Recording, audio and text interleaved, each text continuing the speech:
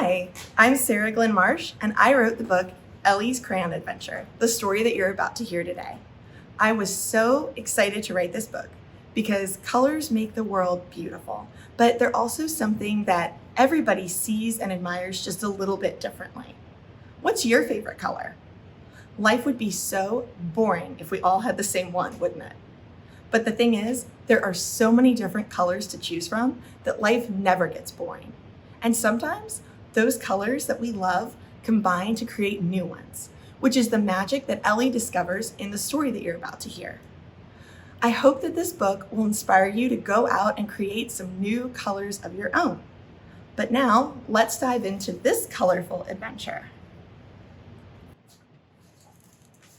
Every night, Ellie went to bed and dreamed in colors no one had ever seen.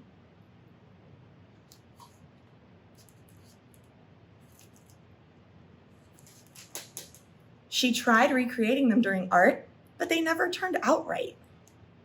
When her teacher announced that they were taking a trip to the Crayola factory, Ellie was too excited to sleep.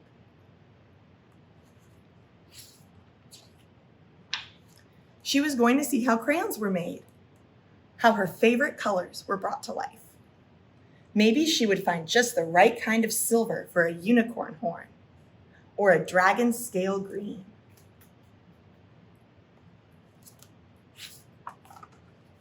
The next morning, Ellie and her friends rushed off the bus as soon as it stopped in front of the factory. Then their teacher led the way into a world of unlimited colors.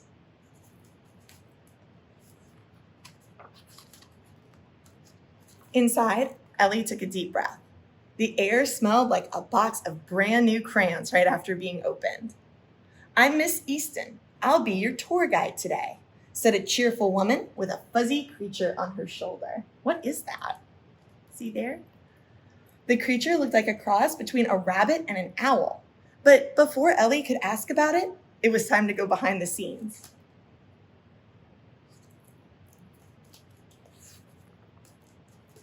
The factory bustled with activity. Everywhere the children looked, there were people and machines creating crayons at top speed. In one area, workers mixed powdered colors called pigments and added them to hot wax, while in another, they inspected handfuls of new crayons to make sure the tips were sharp. Elsewhere, the naming machine wrapped labels around different colored crayons before sticks of purple, blue, and yellow were placed carefully into the sorter. Farther along, new boxes of crayons were tucked into shipping cartons. What a busy place.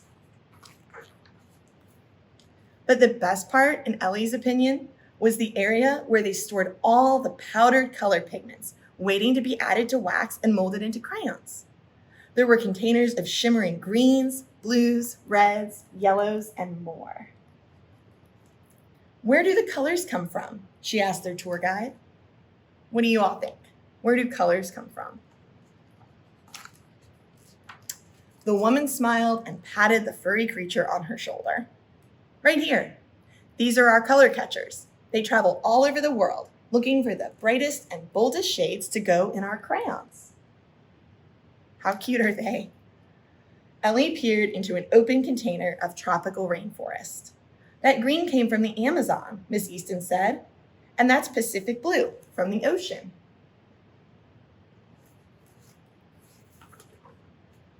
"What about these?" a boy asked. "That blue is from a spring sky, and that one is from a summer sky," Miss Easton explained. "You know there's a difference." "There are many shades to every color, and our color catchers capture them all."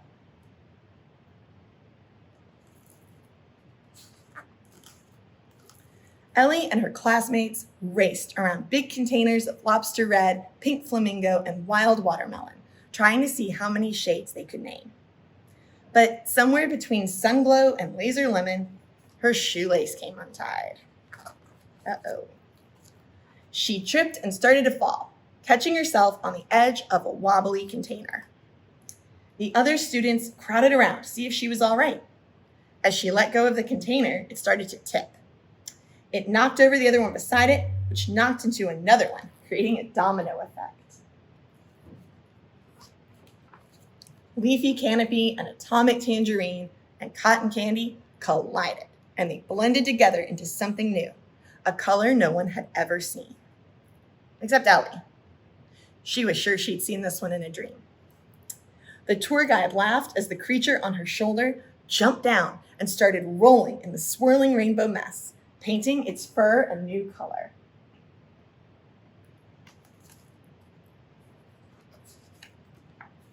I'm sorry, Ellie stammered, looking at what she'd done. There's no need to be sorry, my dear. You've added a new color to the world, the tour guide cheered. There's just one more thing you need to do before it becomes a crayon. You need to give it a name.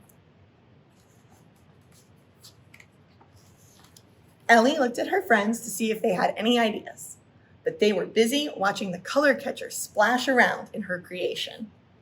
As she took in the mix of green and orange and pink, she noticed it glowed, like a daydream.